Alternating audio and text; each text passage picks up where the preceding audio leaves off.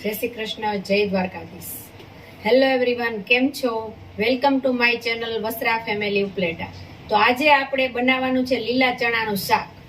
લીલા ચણા અત્યારે આપણે સૌપ્રથમ શાક બનાવવા માટે ફોલી અને આવી રીતના બાફવા મૂક્યા છે.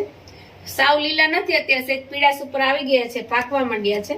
ઈ ચણાનું આપણે અત્યારે શાક બનાવીએ છીએ. સૌપ્રથમ એને આવી રીતના ટોપડીમાં આપણે એને બાફવાના છે, કારણ કે ટોપડીમાં બફાઈ જશે, કારણ કે લીલા છે એટલે 10-15 મિનિટમાં બફાઈ જશે. ઈ બફાય ત્યાં સુધીમાં આપણે એની ગ્રેવી બનાવવાનું ચાલુ કરીએ, શાકની ગ્રેવી. એમાં આપણે ટમેટા લીધા છે, મરચા અને આદુ.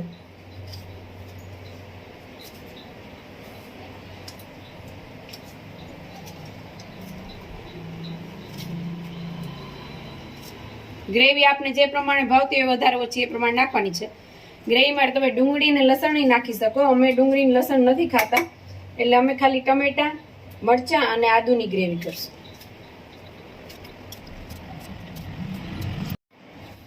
અને આપણે જો ટમેટા ભેગા મરચા નાખી દીધા છે સુધારી, આદુના બટકા પણ નાખી દીધા છે, એટલે બધું સરસ ગ્રેવી. મારે થોડીક અત્યારે ઉતાવળ છે એટલે બધી ગ્રેવી હું સાથે કરું છું, નકર આપણે મરચા અને આદુની અલગ પણ કરી શકીએ છીએ. હવે આપણે એને મિક્સરમાં ક્રશ કરી લઈશું.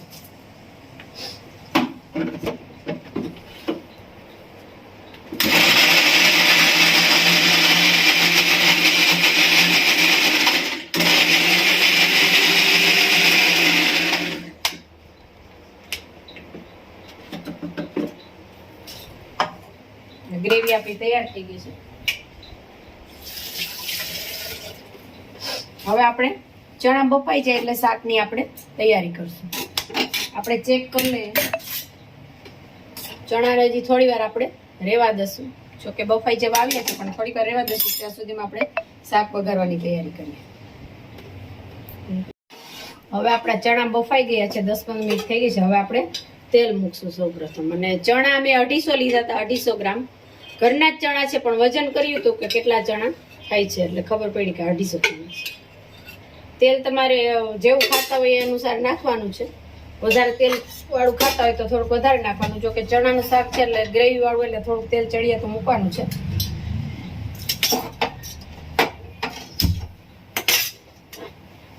તેલ ગરમ થાય પછી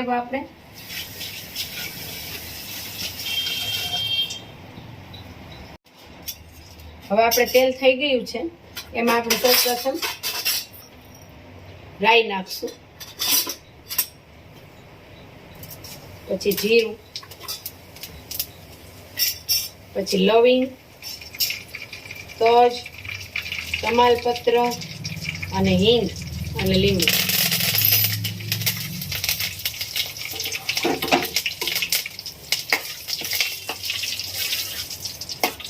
રાઈ અને જીરું સરસ થઈ જાય એટલે આપણે એમાં ટમેટાની જે આપણે ગ્રેવી બનાવી છે ને એ નાખવાની છે.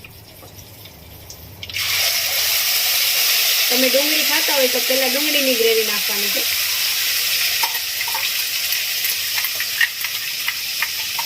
અને અમારે તો ચણા પણ ઘરના છે, અમે વાવ્યા છે કાબુલી ચણા ઓર્ગેનિક. લીલા ચણા છે એટલે બફાઈ જશે અત્યારે પાણીમાં. આપણે ટોપિયામાં મૂકીએ તો જો આપણે ચણા પાકી ગયા હોય ને તો એને રાતે પલાળવા પડે છે, અને પછી કુકરમાં સીટી વગાડવી પડે છે 3-4, ત્યારે બફાય છે. હવે આમાં આપણે મસાલા નાખી દઈશું બધા. હળદર, કાશ્મીરી મરચું, જીરું અને મીઠું.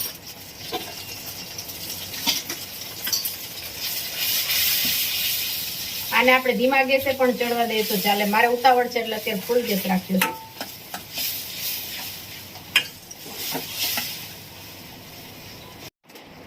ઘણા વ્યુઅરની એવી કમેન્ટ હોય છે કે તમારા વિડીયો લાંબા હોય છે, પણ બધી માહિતી સરસ રીતે દેવા માટે વિડીયો તો પૂરો બતાવવો જ પડે, નહીંતર એકાદ વસ્તુ ભૂલાઈ જાય તો પછી આપણે જે બનાવીએ સારું ન થાય.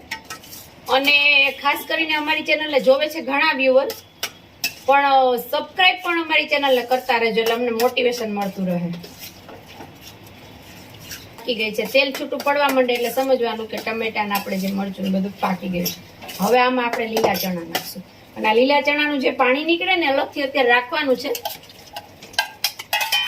ચણામાં થોડુંક પાણી સાથે રહી ગયું હતું એ પણ ચાલશે, પણ એનું જે આપણે પાણી નીતારીએ ને એ બધું થોડીક વાર અલગ રાખવાનું છે, કારણ કે આપણે એને આમાં થોડુંક પાણી નાખીને છેલ્લે પાછા ચડવા દેશું થોડીક વાર, એટલે એકદમ મિક્સ થઈ જશે સરસ.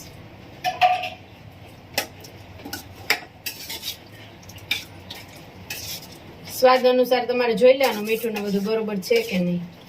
તીખું ખાતા હોય તો ચટણી વધારે નાખી શકો તમે. નોર્મલી અમે તો કાશ્મીરી ચટણી જ વાપરીએ છીએ ઘરમાં. હવે આમાં આપણે થોડુંક આજે પાણી વધ્યું છે ને એડ કરશું.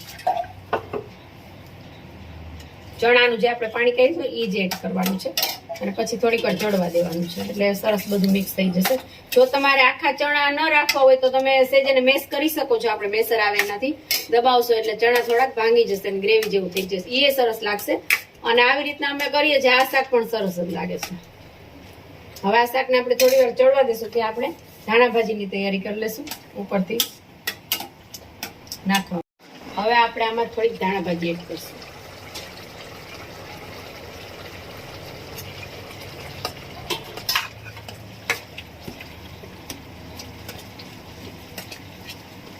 રસાવાળું શાક કરવું હોય તો થોડોક રસો રહેવા દેવાનો, નહીતર જો કોરું મોરું ભાવતું હોય તો પાણી ભરી જાય ત્યાં સુધી શાકને ચોળવવાનું.